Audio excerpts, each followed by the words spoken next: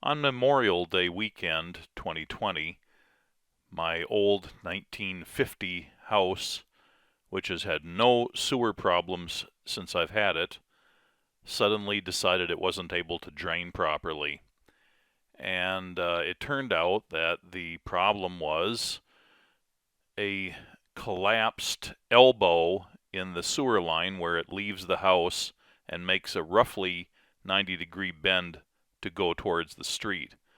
This is complicated because due to the way an addition was put on the house by a previous owner and the necessity of having a detached garage, a driveway goes past the house or the addition of the house, and the sewer line ends up being underneath the driveway.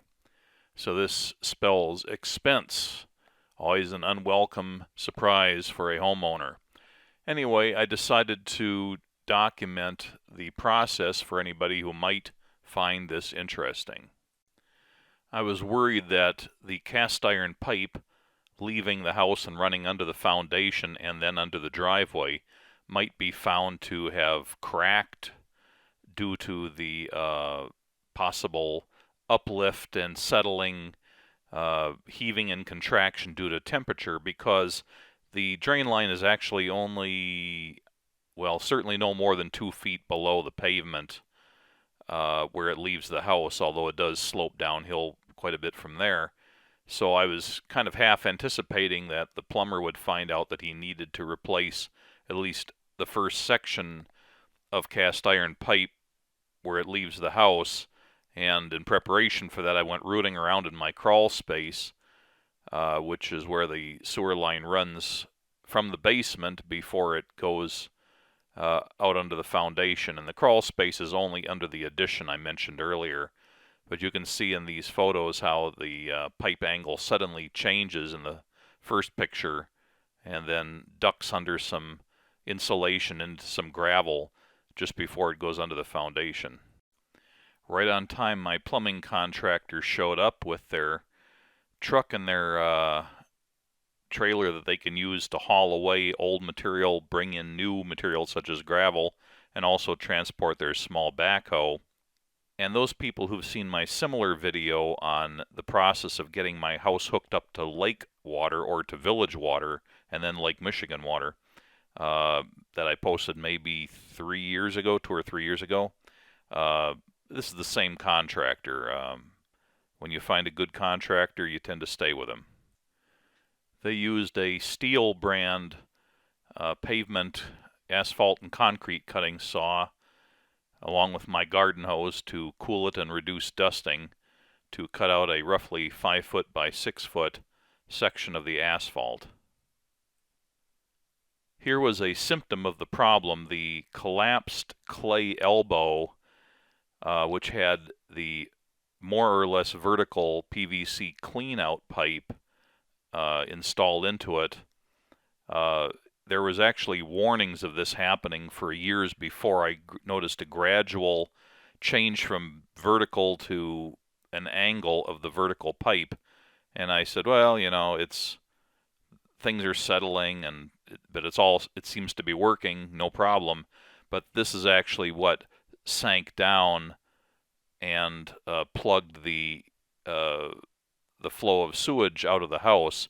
The sewage apparently had been flowing past the partially collapsed clay elbow until this vertical pipe slowly settled through the crumbled mass, and then the PVC and clay vertical part actually blocked the pipe completely. They used the backhoe to do the basic excavation down until they found the clay pipe running out to the street. At that point, they switched to handheld shovels and shoveled into the bucket of the excavator to lift that up into the trailer. The collapsed clay elbow and first section of pipe has been removed here, and you can see the pipe coming in for the street. And also at the right of the picture, you can see the cast iron pipe coming out into the first section of the elbow that still remains in the hole.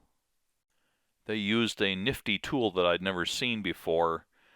to cut off the clay pipe to the street, right where it entered the excavated hole. They wanted to replace as much of that as possible, so they have a tool that looks like a chain clamp or a chain wrench that they just put around the pipe and tightened up with a long lever until it just cleanly snapped off the pipe as if it had been sawn. Quite a neat tool. And here on the right you can see the cast iron pipe coming out under the foundation. That's the opposite end of the one we saw in an earlier picture where it angled sharply. I have heard before that an indication of a properly flowing sewer line is that when you look in it, it looks remarkably clean. And here is the pipe going out to the street, and it does look quite clean.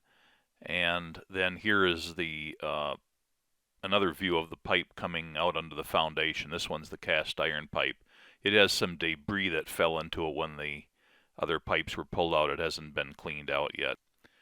Here my plumber has already hooked up the new PVC pipe with a compression rubber clamp around the end going to the clay pipe, and he's just finessing the various fractional degree elbows and the clean out tee to get the best alignment and plumb. You can already see here that the pipe is already sloping at a fairly good angle from right to left. Part of the impression of an angle here is because it's also angling away from the house. It's not a precisely 90-degree angle relative to the foundation, but it also is dropping at a decent slope. And on the left you can see the cut-off piece of the cast iron pipe. He decided for best fit he needed to take off, I don't know, 6 inches or so of that, and he used that same soil pipe cutter on the cast iron. It worked just as well. Here the repair is complete except for the vertical clean-out pipe, which hasn't been installed yet. You can see the couple of elbow fittings that were required to get the vertical and horizontal slope correct at the elbow position. Here are close-ups of the rubber clamps that were put around the joints between the sections of pipe.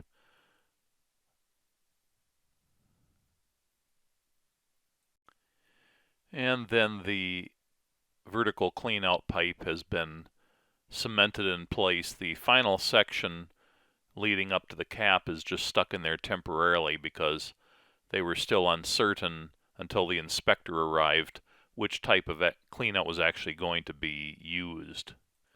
Some gravel was added to the hole to support the pipe, and it was packed down very carefully, wedging it in there with hand shovels and packing it to make sure the pipe had a firm foundation to rest on. But then it had to be left exposed until the inspector arrived.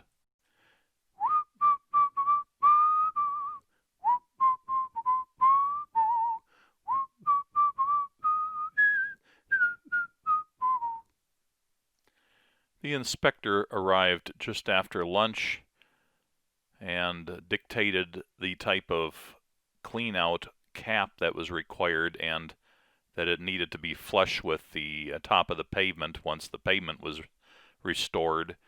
And then after he departed, the guys got back to dumping the rest of the gravel in the hole. One of the guys went off to the store, Home Depot or somewhere, to buy the proper metal capped fitting for the end, and at this point the cleanout pipe is still too tall. They waited until the guy got back with the part before they did a little bit of hand excavating around there to cut the pipe to the proper length. With the hole filled, the bucket of the excavator was used to tamp down the gravel, and they even rolled over it a few times with the tracks of the excavator and then tamped it some more with the bucket. There was no more use for the excavator or backhoe, so time to put it back on the trailer.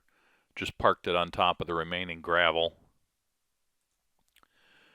Here's the shallow dimple in the gravel that was dug out to cement on the cap of the clean out pipe, and the metal cap fitting that goes in the end of it is put in here. And then a bit more leveling and packing of the gravel, and you can see that the clean out is now flush. Once I get a contractor to come out and do the asphalt, they'll have to dig away a couple inches of the gravel from the top to put down the required 2 inches of asphalt.